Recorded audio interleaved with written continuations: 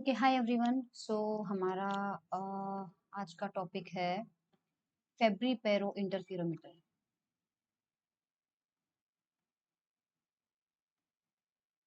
Okay, Fabry Perot interferometer का जो experimental setup है वो आपके सामने है।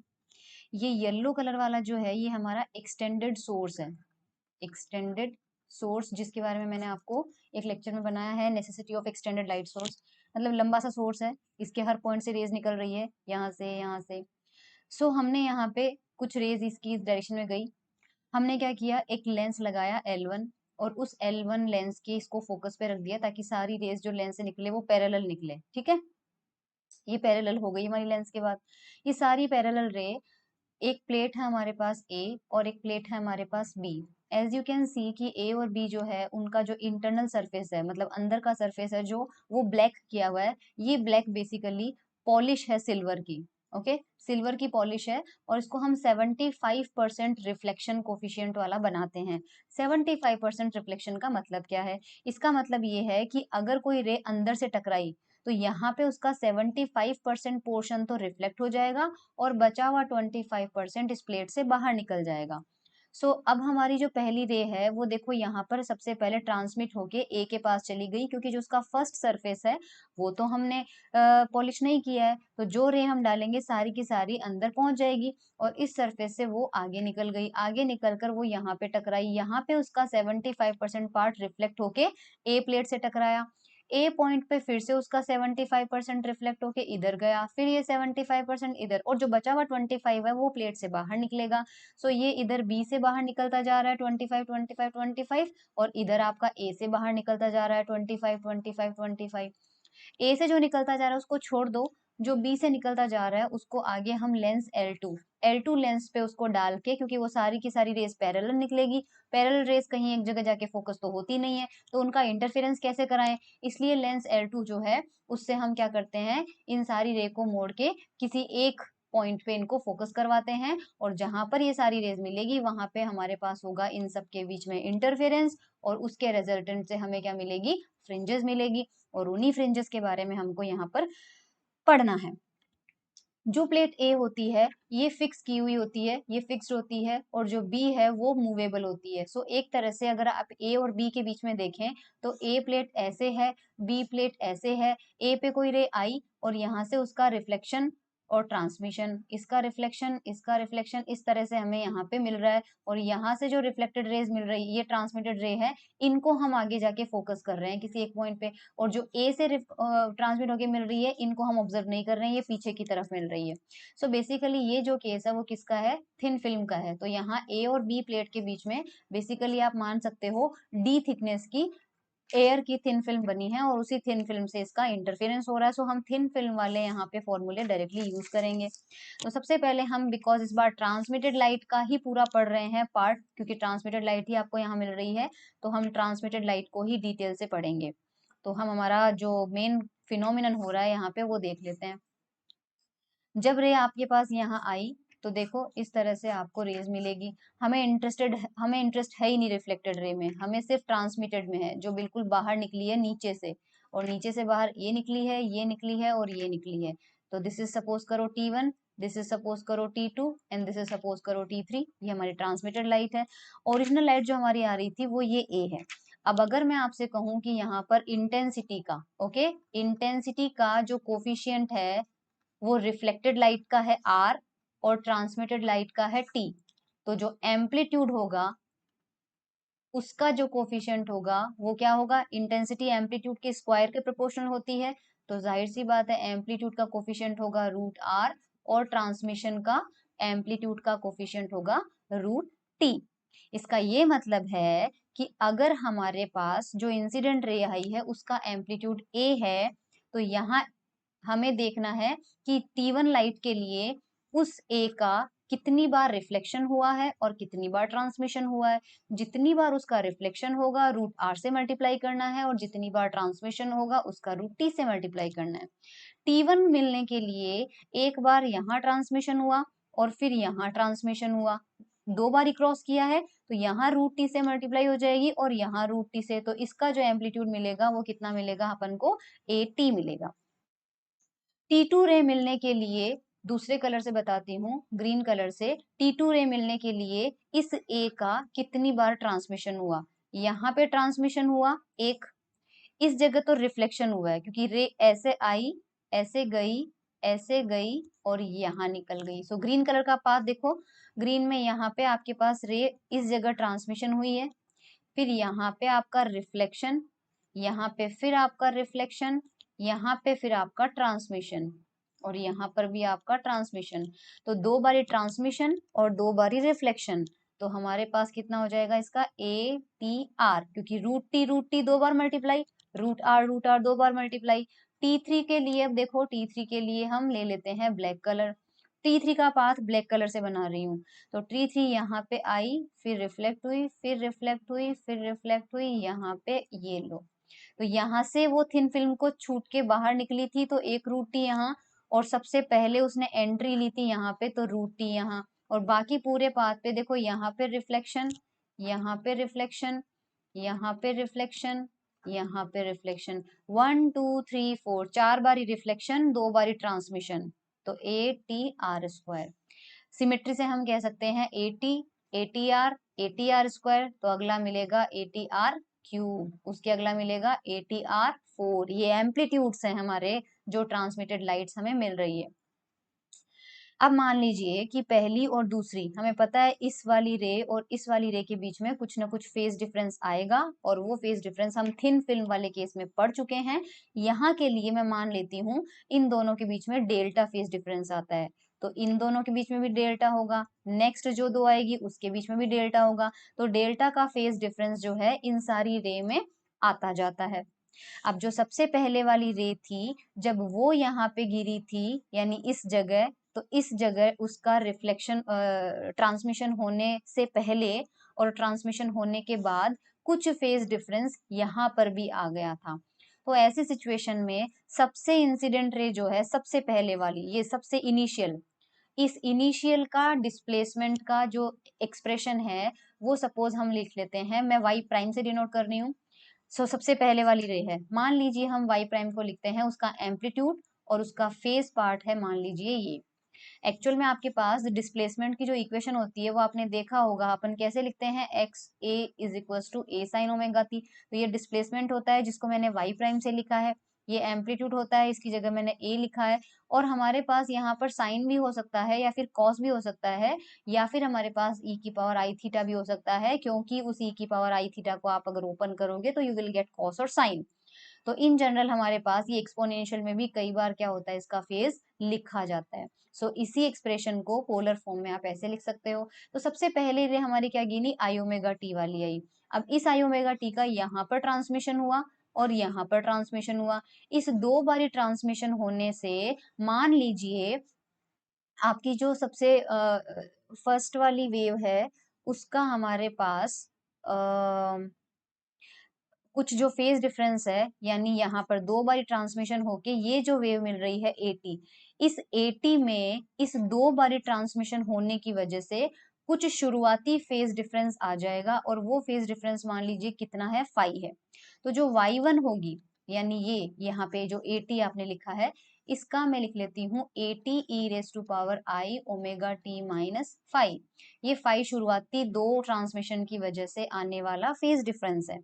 अब ये दोबारा T2 का देखो, अगर इसका लिखेंगे y2 तो इसका एम्पलीट्यूड कितना था, ATR था, तो ATR e raise to power i omega t minus five तो रहेगा, और बिकॉज आपने बोला है कि डेल्टा फेज डिफरेंस और आ जाएगा तो माइनस डेल्टा ले लो। y3 लेंगे तो कितना आ जाएगा, ATR² e raise to power i omega t minus five minus, अब और डेल्टा आ जाएगा, तो इसमें ऑलरेडी माइनस डेल्टा है तो माइनस का कितना हो जाएगा, 2 डेल्टा। सो आई होप आपको समझ में आ रहा हो, एंड सो ऑन चलता रहेगा हमारे पास ये प्रोसेस। तो जब इन सब का हम एक ही पॉइंट पे इंटरफेरेंस कराएंगे तो जो हमें नेट डिस्प्लेसमेंट मिलेगा y, वो कितना हो जाएगा आपका y1 plus y2 plus y3 and so on. अब इन सबको टोटल करते हैं तो सब में देखो आपके पास कॉमन क्या क्या आ रहा है, e raise to power i omega t आपके, अच्छा ये तो लेना ही नहीं है हमें, ये तो लेना ही नहीं है क्योंकि ये तो सबसे शुरुआती लाइट थी। हमें ट्रांसमिटेड में पहली वेव ये मिली है, दूसरी ये मिली है, तीसरी ये आपके पास T1 थी, ये आपके पास T2 थी और ये आपके पास T3 थी। तो Y1 में देखो आपके पास 80 सब में है, 80 यहाँ पर भी है, 80 यहाँ पर भी है, e raise to power omega t minus 5 यहाँ पर भी है, यहाँ पर भी है, यहाँ पर भी है। तो हम क्या करेंगे, इसको कॉमन ले लेंगे जो टर्म कॉमन आ रहा है। तो हमारे पास 80 सब में है e raise to power i omega t minus 5, ये भी हमें सब में मिल रहा है। तो Y1 से तो हमें मिलेगा 1 प्लस इससे हमें मिलेगा, देखो एक तो आर आ रहा है और साथ में आपका e raise to power omega t minus 5 तो आपने ले लिया, तो e raise to power minus का आई डेल्टा बचा। सिमिलरली आपके पास r square e raise to power -2 i delta बचा एंड सो ऑन। ये आपके पास आपको दिख रहा होगा ज्योमेट्रिक सीरीज बन रही है इनफाइनाइट टर्म की, और ज्योमेट्रिक सीरीज में हमारे पास इनफाइनाइट टर्म का जो टोटल होता है उसका फॉर्मूला होता है 1/1 माइनस आर, जहां आर आपके पास क्या होता है, किन्हीं भी दो टर्म का रेशो। तो आपके पास क्या बचेगा 1/1 माइनस, इसको मान लो बी और इसको मान लो ए, तो बी बाई ए कितना मिलता है, r e raise to power minus i delta. Okay, so ये हमारे पास y है। मैं क्या करती हूँ इसमें फेज पार्ट, बिकॉज मेरा एक्सपोनेंशियल वाला है, रिमेनिंग पार्ट आपका एम्पलीट्यूड रहेगा। तो 80/1 minus are e raise to power i delta को रख लो, ये हमारा एम्पलीट्यूड हो गया, और e raise to power i omega t minus 5 हमारा क्या हो गया, फेज पार्ट हो गया। तो इसका मतलब जो रेजल्टेंट वेव हमें मिली है उसका एम्पलीट्यूड ये है, तो इसे हम ए से बोल देते हैं। अगर ये एम्पलीट्यूड है तो रेजल्टेंट इंटेंसिटी क्या मिलेगी, वो होती है हमारे पास mod of A square. Mod of A square को आप लिख सकते हैं ए इंटू ए स्टार, जहां पर ए स्टार क्या है, ए का कॉम्प्लेक्स कॉन्जुगेट है। किसी भी टर्म का कॉम्प्लेक्स कॉन्जुगेट कैसे लिया जाता है, उसमें जहां पर भी आयोटा होता है वहां पर माइनस आयोटा लिख दिया जाता है। तो सबसे पहले तो आप ए ही लिख लीजिए, ए हमारे पास ये रहा, और इसके बाद आप ए स्टार लिखना है, तो ए स्टार के अंदर सारे टर्म एज इट इज, केवल आयोटा की जगह आप क्या करेंगे, माइनस आयोटा ले लेंगे। तो माइनस आयोटा ऑलरेडी है तो अब क्या आ जाएगा, प्लस का आयोटा। नीचे आपके पास देख सकते हैं, तो इंटेंसिटी आपके पास मिली है ए स्क्वायर टी स्क्वायर, इस टर्म को इस टर्म से मल्टीप्लाई करेंगे तो हमारे पास चार टर्म मिलेंगे, 1 plus are square minus are e raise to power i delta plus e raise to power minus i delta. आपने ये फॉर्मूला पढ़ा होगा, कॉस थीटा होता है ई की power i theta plus e की power minus i theta by 2। तो हम इसको क्या लिख सकते हैं, A square T square 1 plus are square minus ये कितना आ जाएगा 2 कॉस थीटा, तो 2r cos delta.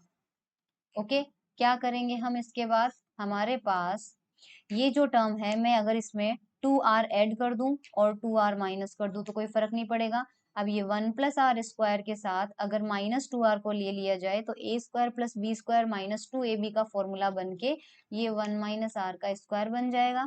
Remaining part में से मैं अगर प्लस का 2r कॉमन ले लूं तो इसकी जगह ये मैंने कॉमन ले लिया और ये मैंने कॉमन ले लिया, तो 1 माइनस कॉस डेल्टा आ जाएगा।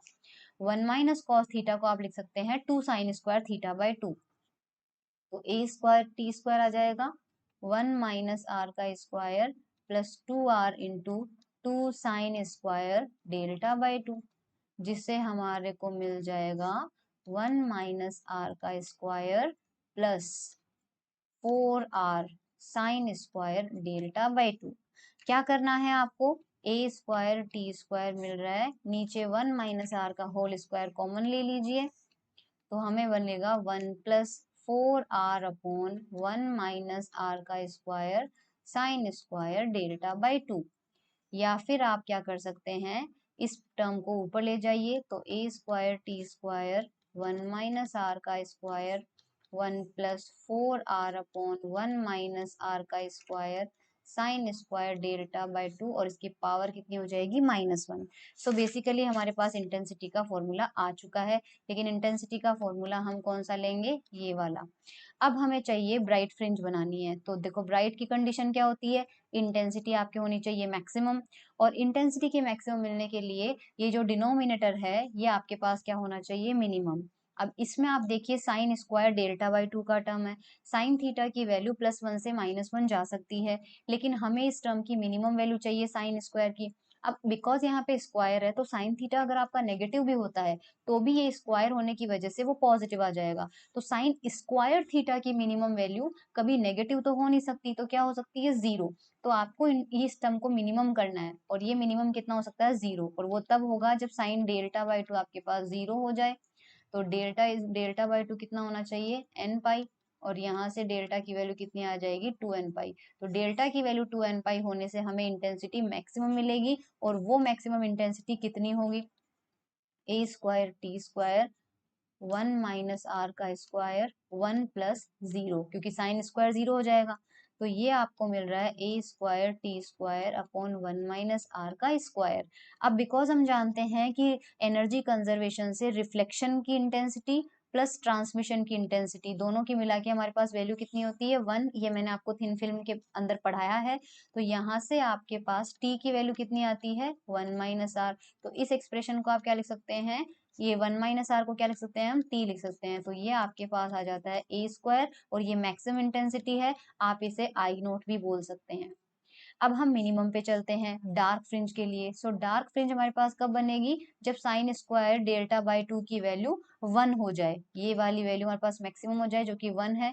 तो ये कंडीशन में डेल्टा बाई टू की value sine delta by to हमारे पास कितना आ जाएगा, +-1 आ जाएगा। और ये जो डेल्टा बाई टू है वो हमें कब मिलेगा, डेल्टा बाई टू हमारा हमारे पास इस कंडीशन में ये वाली वैल्यू हमें कब मिलनी चाहिए, n+1 पाई/2, और वी कैन से,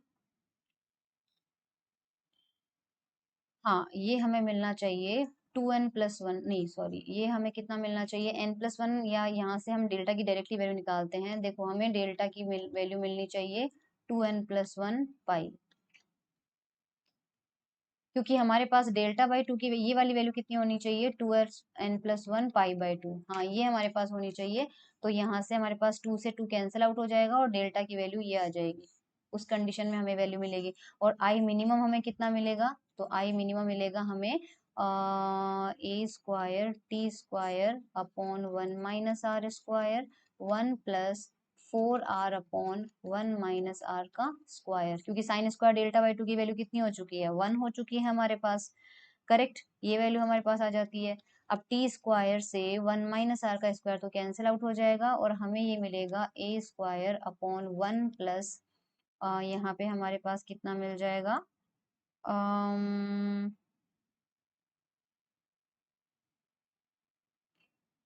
ये हमें मिल रहा है 1 + 4r/1 - r का स्क्वायर। अब देखो हम क्या कर सकते हैं, ए स्क्वायर और इसको एलसीएम लेके ऊपर भेज दो, तो ये हो जाएगा 1 - r का स्क्वायर, यहाँ ये इससे मल्टीप्लाई हो जाएगा 1 - r² +4r, ए स्क्वायर 1 - r का स्क्वायर। ये इसको ओपन करेंगे तो क्या मिलेगा, ये 1 + r² - 2r, ये प्लस का 4r माइनस के 2r से कैंसिल आउट होके प्लस का 2r आ जाएगा, और जब प्लस का 2r आ जाएगा तो ये 1 + r का स्क्वायर मिल जाएगा। सो हमारे पास जो मिनिमम वैल्यू है, आई मिनिमम है, उसके आपके पास दो वैल्यूज आ जाती है, और वो कितनी आ जाती है, ए स्क्वायर को आप बोल सकते हो I0, तो ये हमारे पास हो जाएगा I0।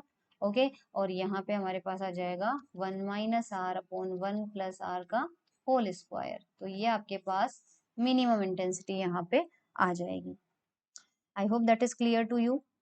सो ये हमारे पास आ जाती है। इसका दूसरा फॉर्मूला भी है, ध्यान रखना, 1 - r को अगर टी के फॉर्म में लिख लिया जाए तो आपके पास, और ये I0 ए स्क्वायर है, तो A square T square upon 1 + r का स्क्वायर। तो बुक में आपके पास आई मिनिमम का ये भी एक्सप्रेशन दिया हुआ है, तो आप यहाँ से देख लीजिएगा, मैंने 1 - r को टी लिखा है, I0 को मैंने ए स्क्वायर लिखा है, नीचे का टर्म एज इट इज है। तो ये दोनों ही हमारे पास इसकी वैल्यूज है। इसके बाद देखो आपके पास दो टर्म और है, विजिबिलिटी एंड कॉन्ट्रास्ट।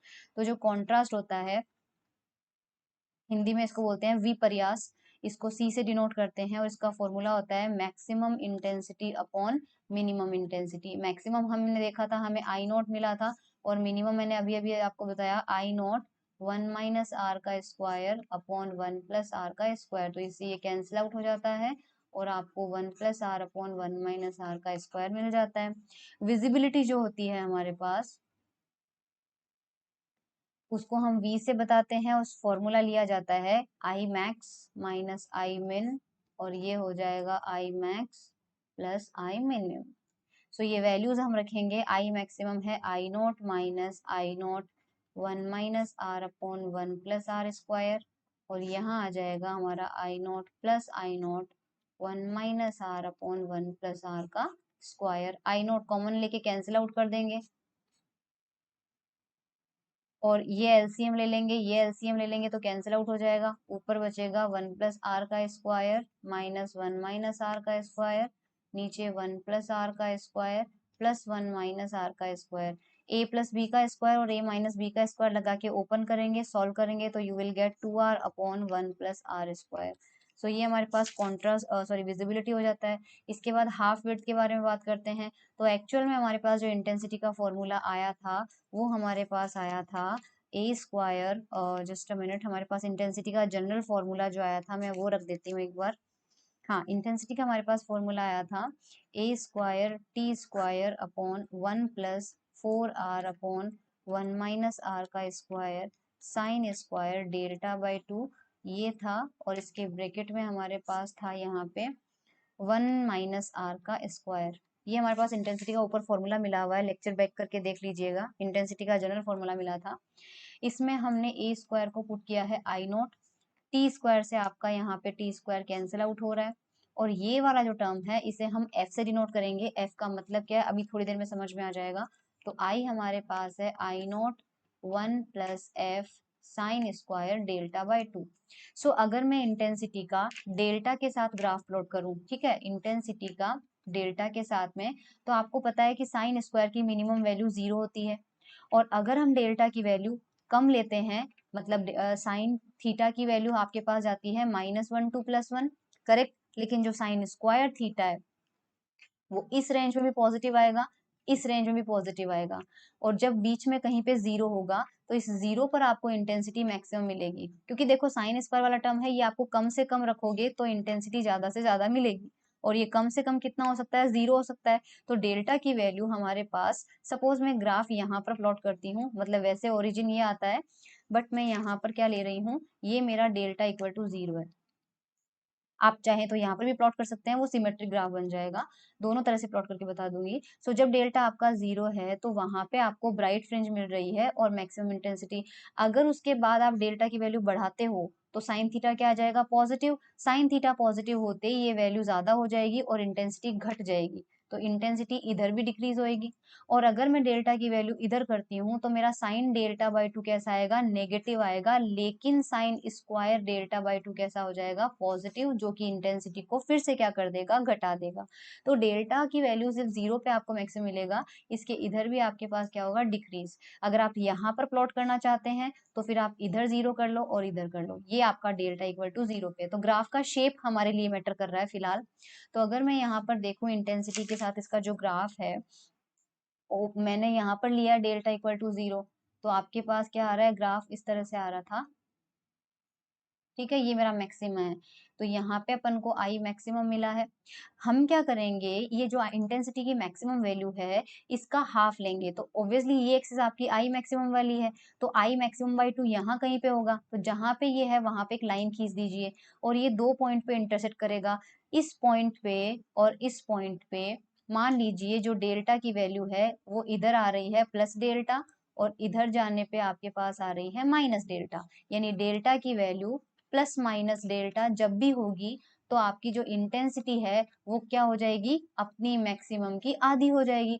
अब ये इंटेंसिटी का फॉर्मूला जो हमने अभी अभी देखा है वो कितना था हमारे पास, I naught 1 plus F sine square. अब यहाँ पर वैसे डेल्टा बाई 2 था, बट ये जो आई मैक्सिमम बाई 2 ये कहाँ पर मिलेगा, जब डेल्टा की वैल्यू प्लस माइनस डेल्टा हो जाएगी, तो डेल्टा बाई 2 अपन ऐसे कर लेंगे, और आई मैक्सिमम हमारे पास कितना मिला था, आई नॉट ही मिला था, ऊपर आप देख लीजिएगा बाई 2। तो आई नोट से आई नोट कैंसिल आउट हो जाएगा, इस वन को उधर भेजेंगे तो हमें F sine square delta by 2 is equal to 1 मिलेगा। साइन स्क्वायर डेल्टा बाई 2 आपको मिलेगा 1 अपॉन एफ। और अगर मान लीजिए हमारा डेल्टा जो है वो बहुत छोटा है, मतलब ये जो विड्थ है इसकी बहुत छोटी हो जाती है, तो उस कंडीशन में हम साइन डेल्टा बाई 2 को सिंपली डेल्टा बाई 2 ले लेंगे। तो यहाँ पे साइन स्क्वायर डेल्टा बाई 2 है तो हम उसे डेल्टा बाई 2 का स्क्वायर कर लेंगे मान लीजिए। सो हमारे पास क्या हो जाएगा, यहाँ पे 1 अपॉन एफ हो जाएगा। डेल्टा बाई टू हमारे पास हो जाएगा 1/√f और डेल्टा की वैल्यू हो जाएगी 2/√f। तो डेल्टा हमारे पास कितना था, प्लस माइनस डेल्टा था, तो यहाँ पर हमारे पास वो वैल्यू कितनी आ रही है, प्लस माइनस 2/f। तो ग्राफ में जो हमें इस तरह का ग्राफ मिला था उसमें हमारे पास यहां से यहां तक की जो चौड़ाई है वो कितनी आ रही है, 2/√f। और इस चौड़ाई को हम क्या बोलते हैं, हाफ विड्थ, अर्ध चौड़ाई। ओके, ये हमारे इस ग्राफ की अर्ध चौड़ाई है। एफ की वैल्यू का इम्पैक्ट थोड़ा सा देख लेते हैं। आई हमारा था I0 1 + f sign square delta by 2। सो एक ही ग्राफ में अगर हम f की अलग अलग, ये तब था जब हमने f की वैल्यू को फिक्स कर दिया था और f को कांस्टेंट करके i और डेल्टा में ग्राफ खींचा था। अगर मैं आप सेम ग्राफ f की अलग अलग वैल्यू पे ड्रॉ करती हूँ तो ये एक्सपेरिमेंटल रिजल्ट है जो आपको डायरेक्टली याद रखने हैं। पीक तो आपकी हर बार एक ही पॉइंट पे बनेगी, डेल्टा इक्वल टू 0 पे, तो इसका तो आपको पीक ही बनाना है। पर ये ऑब्जर्व किया गया है कि आपको f की अलग अलग वैल्यू पर ग्राफ जो है वो इस तरह से मिलते हैं। ये जो फर्स्ट ग्राफ है वो f की 8 वैल्यू पे मिलता है, ये वाला f इज इक्वल्स टू 80 पे मिलता है, और ये वाला f इज इक्वल्स टू 360 पे। तो जैसे जैसे f को बढ़ाते जा रहे हैं जो ग्राफ है उसकी शार्पनेस बढ़ती जा रही है। शार्पनेस मतलब उसकी जो तीखापन है वो ऐसा बढ़ता जा रहा है। कहाँ तो फ्लैट मिल रहा था हमें f इक्वल टू 8 पे, और f इक्वल टू 360 पे देखो कितनी ज्यादा इसकी तीखी पीक हो गई है, तो शार्पनेस इसकी बढ़ गई है, इसलिए इस f को बोलते हैं कोफिशिएंट ऑफ शार्पनेस। ठीक है, कोफिशिएंट ऑफ शार्पनेस होता है हमारा फ्रिज, इसको बोलते हैं तीक्ष्णता गुणांक, हिंदी में इसको कहते हैं तीक्ष्णता गुणांक। So I hope that is clear to you. और अगर हमारा जो एफ था, क्यों, तो हाफ विड्थ का एक और फॉर्मूला आपको ध्यान रखना, अभी अभी आपने बोला है कि तो हाफ विड्थ की वैल्यू कैसे लोगे, डेल्टा की वो वैल्यू जिस पर तीव्रता अपनी मैक्सिमम वैल्यू की आधी हो जाए उसे हम हाफ विड्थ कहते हैं। और ये हमें मिला था 2/√f। और अगर f की वैल्यू हम रख देते हैं तो f की वैल्यू हमारे पास थी 4r/1 - r का स्क्वायर, 1 - r को ऊपर भेज दो तो ये हमारे पास हो जाता है यहाँ पे 2 1 - r का स्क्वायर। अब सॉरी, स्क्वायर हट जाएगा, रूट के बाहर निकल जाएगा, और 4r है, इस 4 को तो आप इसको रहने दो √4r। ये 2 जो है इस 4 से कैंसिल आउट हो जाएगा और आपको मिल जाएगा 1 - r/√r। इसके अलावा हम फेब्री पेरो इंटरफेरोमीटर है उसके भी एप्लीकेशन है कि हम लेमडा फाइंड आउट कर सकते हैं। वो करने के लिए हम क्या करेंगे, सपोज हमारी प्लेट ए जो कि फिक्स थी और प्लेट बी, इन दोनों के बीच की दूरी डी थी, डी, और स्क्रीन पे हमारे पास सेंट्रल फ्रिंज मान लीजिए यहाँ पर बन रही थी, और हमने यहाँ पे क्रॉस वायर को फिक्स कर रखा था, या पर किसी भी फ्रिंज पर आप फोकस कर लीजिए। ये फ्रिंजेस बन रही थी, मैंने अपना क्रॉस वायर यहाँ पे फ्रिंज कर लिया, और मैंने मान लिया कि यहाँ पर आपके पास कौन से ऑर्डर की फ्रिंज बन रही है, nth ऑर्डर की फ्रिंज बन रही है। अब आप इस बी को थोड़ा सा डिस्प्लेस करो, डिस्प्लेस कर दिया मैंने, कितना कर दिया इसको, x से, तो अब आपके पास जो थिन फिल्म है उसकी मोटाई कितनी हो गई, d+x। जब आप बी को डिस्प्लेस करोगे तो आपके यहाँ पे जो क्रॉस वायर रखा हुआ था यहाँ से कुछ फ्रिंजे क्रॉस करके आगे निकल जाएगी, आपको बस वो गिन लेनी है कि कितनी फ्रिंजे बाहर निकल गई। तो मान लीजिए n फ्रिंजे बाहर निकल गई, n निकल गई तो आप कौन से नंबर की फ्रिंज पे आपका क्रॉस वायर आ चुका है, पहले nवीं फ्रिंज पे था, कैपिटल N फ्रिंजे और क्रॉस कर गई क्रॉस वायर को, तो टोटल फ्रिंज नंबर कितना हो गया, n+n। तो जब आपके पास शुरुआती सिचुएशन थी तो हमें पता है कि जो ट्रांसमिटेड लाइट होती है, ट्रांसमिटेड लाइट के अंदर जो पाथ डिफरेंस आता है मैंने आपको बताया था वो होता है ब्राइट फ्रिंज के लिए। ठीक है, अगर हम ब्राइट फ्रिंज पर ही फोकस कर रहे हैं तो ब्राइट फ्रिंज के लिए थिन फिल्म के अंदर ट्रांसमिटेड लाइट का कंसेप्ट फॉर्मूला क्या आया था, 2μt cos r = n lambda. Mu हमने थिन फिल्म का मीडियम लिया था जो कि इस बार हमारी एयर है तो 1 हो गया, थिकनेस हम डी ले रहे हैं तो हमारे पास आ जाएगा 2d cos r = n lambda. Suppose हमने हमारी जो थिन फिल्म है उस पर नॉर्मल इंसिडेंस करवाया है तो एंगल आई कितना हो जाएगा, 0, तो एंगल ऑफ रिफ्रैक्शन भी क्या हो जाएगा, 0, तब ये वैल्यू कितनी हो जाएगी, 1, और हमारे पास आ जाएगा 2d = n लैम्डा। सो हमारे पास यहाँ पर ये फॉर्मूला आ गया जब हमारे सबसे पहले डी थिकनेस थी। अब हमने क्या किया है, डी को क्या कर दिया, d+x, तो फ्रिंज नंबर हमारा कौन सा हो गया, n+n लैम्डा। इसमें से ये माइनस कर दो, माइनस करेंगे तो लैम्डा = आ जाएगा 2x/n। ठीक है, तो यहाँ से हमें लैम्डा पता चल जाएगा, हमने प्लेट के बीच में कितनी डिस्टेंस दी है बी प्लेट को और कितनी फ्रिंजें उससे क्रॉस कर गई है।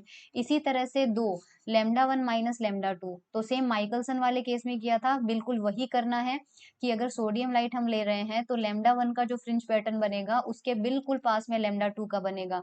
ये दोनों की पहले नंबर की फ्रिंज है। इसी तरह से लैम्डा 1 लैम्डा 2 की मान लीजिए दूसरे नंबर की ब्राइट फ्रिंज बन रही है। तो हम क्या करेंगे कि सबसे पहले हमारे पास हमें पता है कि जो बी है, ए तो फिक्स है और हमने सपोज बी को डिस्प्लेसमेंट दिया और वो कितना दिया एक्स, तो एक्स्ट्रा पाथ हमारे पास कितना जनरेट हो जाएगा, 2x एक्स्ट्रा आ जाएगा हमारे पास ना।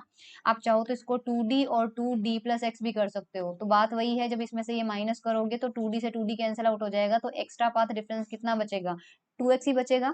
तो दोनों तरह से आप बुक में आपको ये वाला मेथड दे रखा है, आप चाहो तो ये वाला मेथड भी दे सकते हो, अदरवाइज आप डायरेक्टली ये लिख सकते हो कि जब हमने बी को एक्स डिस्प्लेसमेंट दिया तो एक्स्ट्रा पाथ कितना जनरेट हुआ, पाथ डिफरेंस हमारे पास 2x जनरेट हो गया।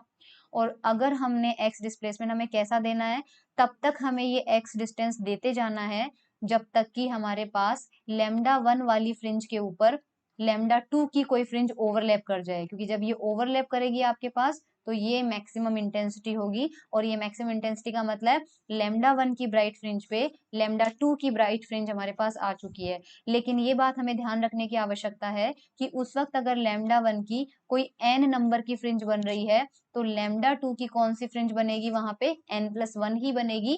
कारण क्योंकि हमारे पास यहाँ पे सपोज ये लैम्डा 1 है, इसकी फर्स्ट नंबर की फ्रिंज है, तो लैम्डा 2 की फर्स्ट नंबर की फ्रिंज इसके पास में होगी, करेक्ट। जब हम बी डिस्प्लेसमेंट देंगे तो पूरा का पूरा फ्रिंज पैटर्न सपोज करिए राइट राइट साइड में शिफ्ट हो रहा है, तो लैम्डा 2 वाली फ्रिंज हमेशा लैम्डा 1 से आगे रहेगी, तो वो तो आगे चली जाएगी। अब अगर हम डिस्प्लेसमेंट कंटिन्यू करते हैं और देखते हैं तो लैम्डा 2 की दूसरे नंबर की फ्रिंज पीछे से आ रही होगी और वो आके लैम्डा 1 पे जब ओवरलैप कर जाएगी तो हमें मैक्सिमम इंटेंसिटी मिल जाएगी। तो जब भी आपकी ओवरलैपिंग होगी तो वो कभी भी दोनों की समान नंबर की फ्रिंज नहीं होगी, हमेशा एक की कम रखनी है, एक की ज्यादा रखनी है। अब आपकी जो इच्छा हो, क्योंकि रिजल्ट हमें सेम ही मिलने वाला है, आप लैम्डा 1 की n ले रहे हैं तो लैम्डा 2 की n+1 ले लीजिए, या लैम्डा 2 की n ले रहे हैं तो लैम्डा प्लस की n प्लस एक की रहेगी सब एक नंबर पे, दूसरी उससे एक ज्यादा की रखनी है अपन को, एक कम की भी रख सकते हैं आप, तो 2x आ जाएगा। सपोज एन लैम्डा 1 की उस टाइम पे n नंबर की फ्रिंज बन रही है और लैम्डा 2 की क्या बनेगी, n+1 नंबर की बनेगी। इन दोनों को इक्वेट करके लैम्डा 1 माइनस लैम्डा 2 की वैल्यू निकालेंगे तो वो आ जाएगा हमारे पास लैम्डा 2 अपॉन n, और n की वैल्यू आप यहाँ से निकाल लेंगे, n कितना आ रहा है 2x अपॉन लैम्डा 1, तो ये आ जाएगा lambda 2 upon 2x upon lambda 1। और मैंने माइकलसन इंटरफेरोमीटर में बता रखा था कि दोनों वेवलेंथ का जो प्रोडक्ट होता है वो उनकी एवरेज वेवलेंथ का ज्योमेट्रिक मीन होता है, तो यहाँ ये आ जाएगा लैम्डा का स्क्वायर अपॉन 2x। तो x हमें पता रहेगा हमने कितना मूव करवाया है, और लैम्डा हमारे पास उसकी एवरेज वेवलेंथ जो हमें गिवन रहती है किसी भी लैम्प की। तो इस तरह से हम दोनों वेवलेंथ का डिफरेंस भी फाइंड आउट कर सकते हैं। That's all for फेब्री pyrometer. Thank you so much everyone.